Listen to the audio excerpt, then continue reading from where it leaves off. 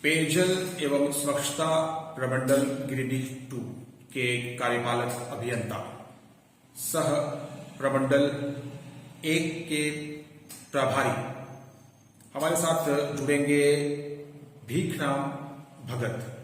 बात करेंगे इनसे और इनके माध्यम से जानकारी प्राप्त करेंगे विभाग में वर्तमान में संचालित महत्वपूर्ण योजनाओं की, और मुख्य रूप से बात होगी जल नल योजना की, जिसको लेकर पूरे गिरिडीह जिले में अगर बात की जाए तो लगातार चर्चाएं हो रही है। लगातार कहीं से विरोध के सुर उठ रहे हैं तो कहीं से प्रशंसा की बातें सुनने को मिले। सीधा बात करते हैं कार्यपालक अभियंता से। सर, JSR2 में आपका बहुत बहुत स्वागत है। हालांकि अभी आप यहाँ पर नए हैं, लेकिन आते ही दोनों प्रमंडलों में आपको काम करना पड़ रहा है। बड़ा क्षेत्र, बड़ी जिम्मेदारी, क्या कुछ कहना चाहेंगे कम समय में?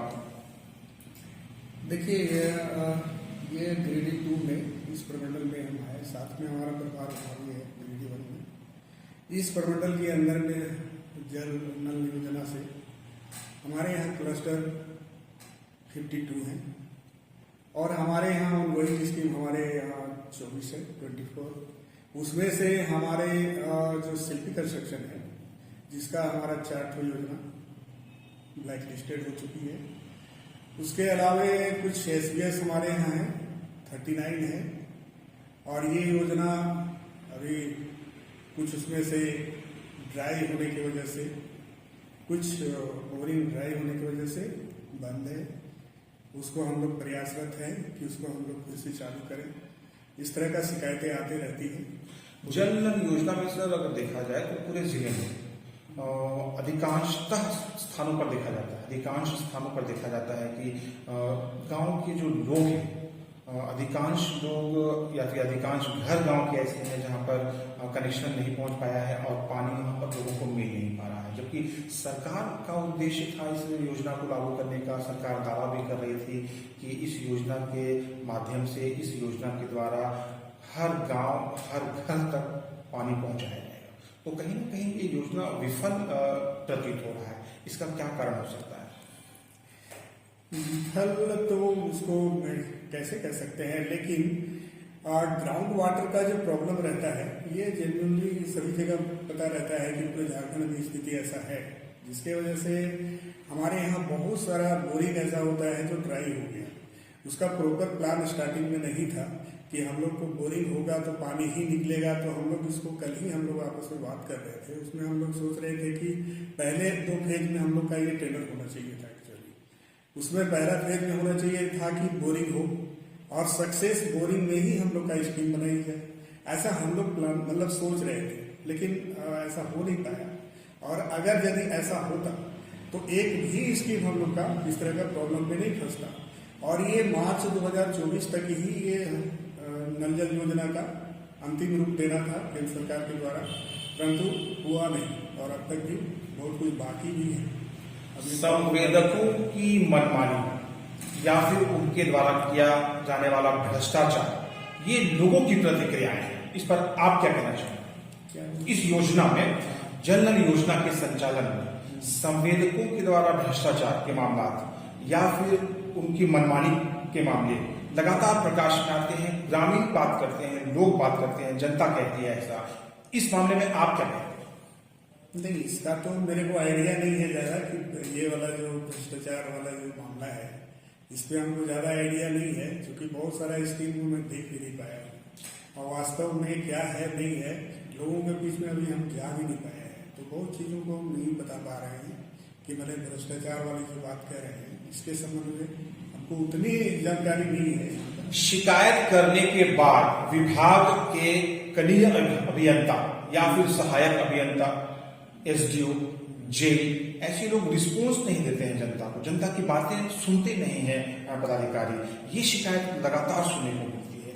आप एक अभिभावक के तौर पर, आप इस विभाग के बड़े पदाधिकारी के तौर पर जिले में क्या कहना चाहेंगे इस प्रश्न के उत्तर में? हमारे जिले के जो लोग हैं, जो मुख्य रूप से इस तरह की शिकायत करने वाले लोगों को सुन रहे हैं। नहीं, इसको तो हम लोग को देखना पड़ेगा, क्या है कि ये तो सुनना उनका तो जवाबदेही है। वो तो फिक्स है कि फील्ड में जो क्षेत्रीय अभियंता हैं वही हैं, यही हैं, उनको ये हर हाल में सुनना ही चाहिए और वो मैसेज करें हमारे तक, तब हम लोग संज्ञान में आएगा कि नहीं यहाँ का इस तरह का प्रॉब्लम है, तो उसको हम लोग शॉर्ट आउट करने का कोशिश करेंगे। जैसे हमारे यहाँ संवेदक है, किसी संवेदक का योजना मान लिया पैनल की वजह से बंद हो गया या उसका सोलर प्लेट की वजह से बंद हो गया, तो वैसी स्थिति की जानकारी तो यही हमें देंगे, क्योंकि वो फील्ड के अभियंता हैं और उनके द्वारा यहाँ पे नहीं आता है, तो ये तो दुर्भाग्य है और ये चीज को देखना चाहिए। आपके यहाँ पर आने के बाद लगातार आप व्यस्त रहे, चुनाव का समय रहा, महीना 2 महीना लगातार चुनावी व्यवस्था रही, उसके बाद आपने भी कहा कि अभी आप, क्योंकि बहुत बड़ा क्षेत्र है, दोनों जगहों की जिम्मेदारी है 1 और 2 की, और आप अभी विजिट नहीं कर पाए, बहुत कम जगहों पर आप गए, आगे आप निकट भविष्य में क्या आपका प्लान है, क्या आप सोच रहे हैं इस विषय में, जहां तक आप पहुंच पाए, लोगों की समस्याओं को सुन पाए, कहाँ कहाँ योजना की क्या क्या स्थिति है, इसको आप बता पाए। नहीं, ये जो ग्रेडिंग 2 में बहुत सारा बड़ी योजना है, तो ये बड़ी योजना को मैंने अभी तक 4-5 ही देख पाया और हमको लगता है 24 योजना को अभी हमको देखना, मतलब 24 में हम 5 देख पाए हैं, तो अभी 19 योजना अभी और भी बचा हुआ है जिसको हम 1 by 1 देखेंगे और उसको देखना ही पड़ेगा, क्योंकि हमको जानना जरूरी है कि वास्तविकता क्या है उस योजना के अंदर में। अब बहुत सारा योजना तो ट्रायल रन की स्थिति में आ गई है, उसे भी देखना है कि वो कंटिन्यू चलता है कि नहीं चलता है और लोगों को पानी मिलता है कि नहीं मिल रहा है, इस पर भी हमें देखना है, गहनता से देखेंगे उसको। जिले के जो हमारे काम करने वाले लोग हैं, आपके विभाग के जो लोग हैं, क्या उसमें मैन पावर पर्याप्त है या यहाँ भी कुछ समस्या है? मैन पावर 3-4 महीने पहले थी, अब तो सभी जगहों पे सभी ब्लॉक में हमारे जेई आ गए, तो मैन पावर की अभाव तो नहीं है। 24 के आसपास योजनाओं की आपने बात कही थी सर, जल नल के अतिरिक्त और कौन कौन सी महत्वपूर्ण योजना जो है विभाग से अभी चल रही है? जल नल योजना के ये अलावे जैसे हमारे यहाँ 1-2 स्कीम ऐसा है जो एक वेलफेयर से है और एक स्टेट प्लान से भी 1-2 है, उसके अलावा तो उतना ही योजना है, उसी से कवर हो रहा है, परंतु अभी पूरी तरह से कवर हो नहीं पाएंगे। समस्याएं जल नल योजना को लेकर पूरे जिले में जहां कहीं से भी दिख रही है, जहां कहीं से सुनने को मिल रही है, क्या आप चाहेंगे कि जल्द से जल्द उनका समाधान हो? बिल्कुल चाहेंगे। क्या प्रयास करेंगे? प्रयास करने के लिए देखिए, जहाँ पे अभी नहीं पहुंचा है, जैसे आपको बोले कि ड्राई वाला जो एरिया है, ड्राई जोन में इस तरह का इलाका है, उसके लिए हम लोग को रिपोर्ट करना होगा सरकार को और सरकार से ही हम लोग कोशिश करेंगे कि उसको इनिशिएट करेंगे और उसको, जैसे हम लोग क्या जैसे ड्राई हो गया तो कितना बोरिंग करने में थोड़ा सा दिक्कत हो सकता है, क्योंकि वो ड्राई एरिया है, तो वैसे जगहों पे हम लोग को चिन्हित करना है, अभी बाकी है चिन्हित करना। पंचायत के जो मुखिया है, पंचायत के जो प्रमुख हो गए, उन लोगों की भी शिकायतें आती है कि भाई संवेदक या फिर विभाग के जो पदाधिकारी हैं वो हम लोगों की बात को सुनते नहीं है, तरजीह नहीं देते हैं मुखिया लोगों को, जहां मर्जी होता है वहां जमींदारों का अधिष्ठापन करके बस चले जाते हैं, खाना पूर्ति करके चले जाते हैं। इस पर आप क्या कहें? नहीं, ऐसा नहीं है।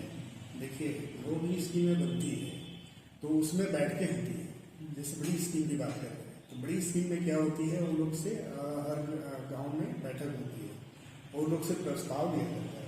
प्रस्ताव ये लिया जाता है कि यदि ये योजना बन जाती है तो हम लोग संचालन का जवाबदेही हम लोग लेंगे, इस तरह का उसमें हम लोग प्रस्ताव देते हैं, तभी जा करके वहाँ इम्प्लीमेंट होता है। तो ये कहना तो ठीक नहीं है, नहीं सुनते हैं या फिर वो उस तरह का बातें करना ठीक नहीं है, क्योंकि फिर नहीं हमारा वो काम हो करके आता है उधर, तो वहां से ही हम लोग का पैदा होता है। जो भी हम लोग योजना का जो तय होता है और तय मापदंड जो भी है उसको बताया जाता है, उसके अनुसार वहाँ बैठक होता है, बैठक होने के बाद प्रस्ताव आता है, प्रस्ताव आने के बाद ही हम लोग इसको आगे करते हैं। गिरिडीह 1 में आप बतौर प्रभारी आगे काम करते रहेंगे या फिर बहाली यहाँ पर होगी, नियुक्ति होगी?